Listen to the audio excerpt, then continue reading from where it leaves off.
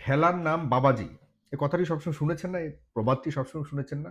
আজকে এটি একদম হাড়ে, হাড়ে কিভাবে যে টের পেল যুক্তরাষ্ট্র এবং আমরা খুব এটাকে এনজয় করলাম। আমি ব্যক্তিগতভাবে খুব লক্ষ্য করলাম যে আসলেই ইরানকে কতটা ভয়ংকরভাবে ভয় পায় যুক্তরাষ্ট্র। দেখুন, একদম আজকের ঘটনাটা আপনাদেরকে তুলে ধরছি। আপনারা তখনই বুঝতে পারবেন যে ইরান আসলে কোথায় আছে আর যুক্তরাষ্ট্র কোথায় আছে। গত কদিন যাবৎ, কদিন যাবৎ না, সেই শুরু থেকে আমি বলেছি যে যুক্তরাষ্ট্র আর ইসরায়েল, যুক্তরাষ্ট্রের যে জারজ সন্তান ইসরায়েল যেটি রয়েছে, তাদের ২ পক্ষের ২ ধরনের উদ্দেশ্য নিয়ে যুদ্ধ তারা শুরু করেছে এবং বহু বছর যাবৎ তারা এরকম একটা পরিবেশ চাচ্ছিল যে কিভাবে পুরো মধ্যপ্রাচ্যকে দখল করতে পারে। যুক্তরাষ্ট্রের ধান্দা হলো এই অঞ্চলে পুরো নিয়ন্ত্রণ এবং বিশেষ করে খনিজ যে পদার্থগুলি রয়েছে, বিশেষ করে তেল, অন্যান্য গ্যাস-ট্যাস এগুলিকে তারা দখল করবে। তারা সারা জীবনের জন্য যেন শোষণ করতে পারে।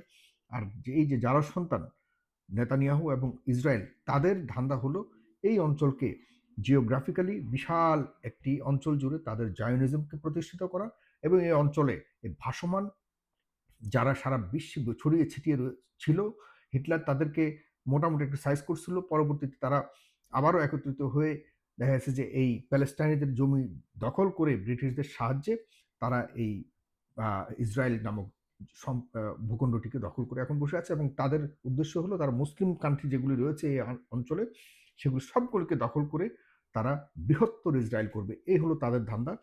কিন্তু সাম্প্রতিককালে যে যুদ্ধটি শুরু হয়েছে ইরানের উপরে, এর আগে কোনো সরকার কখনো মানে অন্ততপক্ষে লাস্ট ১০০ বছরে কোনো আমেরিকান সরকার চিন্তাও করেনি ইরানের উপরে কোনো হামলা করবার। কিন্তু এই ট্রাম্পকে ফুসলিয়ে শেষ পর্যন্ত হামলাটি করিয়েছে। এই হামলা করতে গিয়ে এখন হাড়ে, হাড়ে টের পাচ্ছে যুক্তরাষ্ট্র এবং ডোনাল্ড ট্রাম্প যে কত বড় ভুল করেছে। প্রতিনিয়ত তারা হুমকি দিচ্ছে, বিশেষ করে ডোনাল্ড ট্রাম্প হুমকি দিচ্ছে। আজকের যে কথাটা আমি বলতে চেয়েছি সেটি হলো যে গতকালকেও ডোনাল্ড ট্রাম্প যে চুক্তি হবার কথা ছিল, তার যে সিচুয়েশন রুমের মধ্যে বসে ২ ঘন্টা আলাপ করার পর সে বেরিয়ে গেছে। বেরিয়ে গিয়ে বলছে যে, "না, আমি এই চুক্তি কোনোভাবেই মানি না। ইরান যা বলেছে এগুলি কোনোভাবে গ্রহণযোগ্য না। আমাদের ২ টা জিনিস মাস্ট নিতে হবে। এক হলো হরমুজ প্রণালী নিয়ন্ত্রণ, আরেকটা হলো বিশেষ করে আ জারজ সন্তান এবং সৎ সন্তান যেগুলি রয়েছে আমাদের যে এই সুন্নি অন্যান্য উপসাগরীয় আরব কান্ট্রিজ গুলির যে তাদের কাছে দাবি, যুক্তরাষ্ট্র এবং ইসরায়েলের কাছে দাবি ছিল যে তোমরা যাই করো আমাদের উপরে তোমরা সবসময় আমাদের পেছন দিয়ে সবসময় তোমরা করতে থাকো, আমাদেরকে সবসময় শোষণ করো, আমরা যেমন ইচ্ছা তেমনই আমাদেরকে করো, কোনো সমস্যা নেই, আমরা আরাম পাচ্ছি এই করাতে। শুধুমাত্র একটাই আমাদের দাবি, এটা হলো আমাদেরকে ক্ষমতায় যাতে রাখতে হবে, আমাদের যাতে এই মোনার্কিজম যেটাকে বলে আ রা রাজতন্ত্র, এটি যাতে আমরা ধরে রাখতে পারি, আমাদের পরিবার যাতে সবসময় খেয়ে পরে বেঁচে থাকতে পারে, আর এই অঞ্চলের মানুষকে যাতে আমরা ভোদাই করে এগুলোকে যাতে প্রজা করে রাখতে পারি। এই বিষয়টি নিশ্চিত হলে পরে তোমরা যা ইচ্ছে তাই করতে পারো। যে কারণে এই অঞ্চলের মানে এই উপসাগরীয় দেশগুলির একটাই ভয়, সেটা হলো ইরান এবং এই ইরান যাতে কোন রকম পারমাণবিক অস্ত্রের শক্তিধর দেশ হতে না পারে। এটি হলো তাদের দাবি, যে কারণে তারা বিলিয়ন, বিলিয়ন ডলার সবসময় পশ্চিমা দেশ বিশেষ করে যুক্তরাষ্ট্রকে আর ইসরায়েলকে দিয়ে রেখেছে। এই একই কারণে ইসরায়েল এখানে জায়োনিজমকে এক্সপানশনকে তারা বাস্তবায়ন করবার মতো সুযোগ পাচ্ছে এবং চিন্তা করে দেখেন আবু ধাবি শুধুমাত্র ইরানের ভয়ে নিজের অঞ্চলকে পর্যন্ত দিয়ে দিতে রাজি আছে যে ঠিক আছে তুমি প্যালেস্টাইনকে নিয়ে নাও, এই লেবাননকে নিয়ে নাও। মানে কতটা গর্ধব হলে পরে সে তার আশপাশের অঞ্চলকে এমন কাউকে দিচ্ছে যার পরিকল্পনা হলো যে এই অঞ্চল দখল করবার পর সে কিন্তু এই আবুধাবিকেও এবং মধ্যপ্রাচ্যের অন্যান্য গুরুত্বপূর্ণ যে দেশগুলি রয়েছে সেগুলিকেও দখল করবার, যদি ইরানকে নিয়ন্ত্রণ করতে পারে।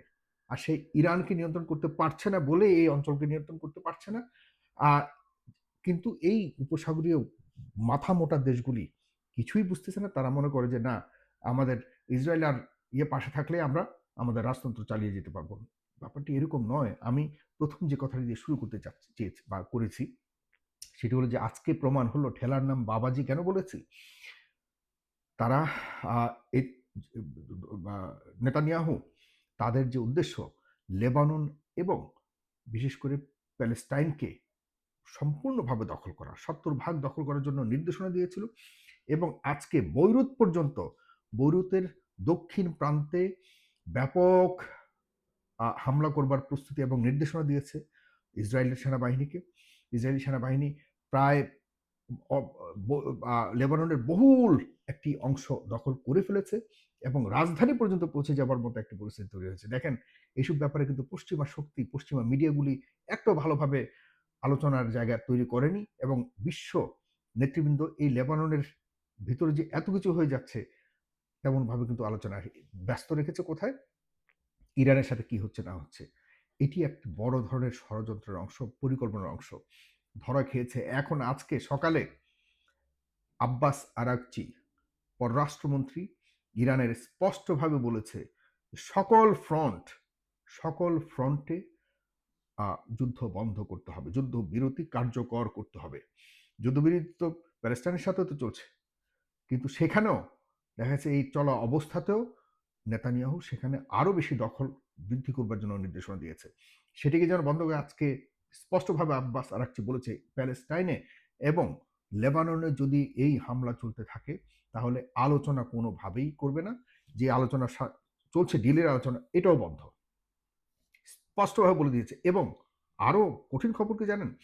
ইসরায়েলের দক্ষিণ অঞ্চল আমার নামটা মনে নেই, সেটি এই অঞ্চলের মানুষকে ওই অঞ্চল খালি করতে নির্দেশনা দিয়েছে ইরান। কারণ হলো ওইখানে হামলা করবে। মানে কতটা বুকের পাটা হলে পরে ইরান নিজেদের সাথে নিজেদের অস্তিত্ব তো লড়াই করবার জন্য প্রস্তুতি নিয়ে বসেই আছে যে আমরা যুদ্ধ করতে প্রস্তুত, যদি আমাদের শর্তগুলি না মেনে তোমরা করো, তোমাদের ইচ্ছা, আমরা আমাদের এই যুদ্ধ ময়দান ছাড়বো না, আমাদের হরমুজ প্রণালী ছাড়বো না, আমাদের মানে যে ইউরেনিয়াম রিচমেন্ট প্রজেক্ট এটি কোনোভাবে হস্তান্তর তো করবোই না এবং এটি নিয়ে কোনো আলোচনাই করবো না টেবিলের মধ্যে। এই অবস্থাটার মধ্যে রয়েছে, যেটি নিয়ে পাগল হয়ে গেছে যুক্তরাষ্ট্রের প্রেসিডেন্ট।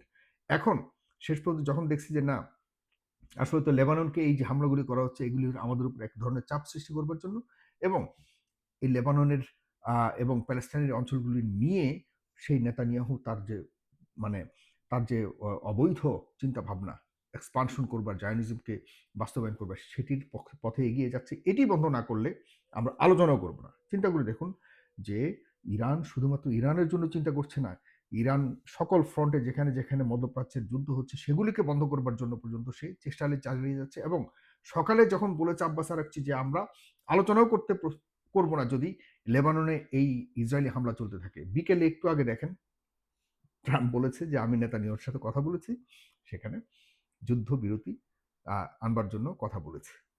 তার মানে কি, সকালে আব্বাস আরাকচি বলেছে যে যদি কোনো কারণে ওইখানে এরকম হামলা চলতে থাকে আলোচনাও বন্ধ।